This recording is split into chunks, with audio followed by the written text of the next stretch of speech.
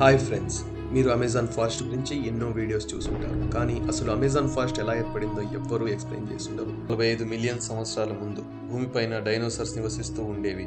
కానీ అప్పట్లో అమెజాన్ ఫారెస్ట్కి దగ్గరగా ఉండే కొన్ని నాన్ వెజిటేరియన్ డైనోసార్స్ అమెజాన్ ఫారెస్ట్ని పెరగనివ్వకుండా చేసేవి. ఇలా కొన్ని వందల డైనోసార్స్ డైలీ తినడం వల్ల ఇప్పుడు మనకు కనిపిస్తున్న అమెజాన్ ఫారెస్ట్ అయితే ఒక డెసర్ట్ లా ఉండేది. ఇలా హ్యాపీగా అమెజాన్ ఫారెస్ట్ ని తిని బతుకుతున్న డైనోసార్స్ జీవితంలోకి అయితే ఒక రోజు భారీ ఆస్ట్రాయిడ్ అయితే వచ్చి భూమిని గుద్దుకుంది. ఆస్ట్రాయిడ్ వల్ల డైనోసార్స్ అన్ని అంతరించిపోయాయి. ఇలా కొన్ని లక్షల సంవత్సరాలు ఎవ్వరూ తినని అమెజాన్ ఫారెస్ట్ అయితే మన ముందు ప్రజెంట్ చూస్తున్న అమెజాన్ ఫారెస్ట్.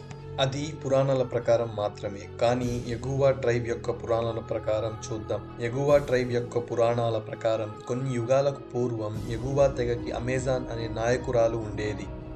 ఇక్కడ ప్రతిరోజు వేరే సమూహాల మధ్య ఎగువ తెగతో యుద్ధాలు జరిగేవి. ఇందులో అమెజాన్ యుద్ధాన్ని ముందు నుండి నడిపేది. ఒకరోజు జరిగిన భీకరమైన యుద్ధంలో విరాకోచా అనే మహాయోధుడు ఆయుధంతో అమెజాన్ కడుపు చీలుస్తాడు. ఇక్కడి నుంచి పుట్టిందే అమెజాన్ రివర్ అని ఎగువ తెగవారు ఇప్పటికీ నమ్ముతారు.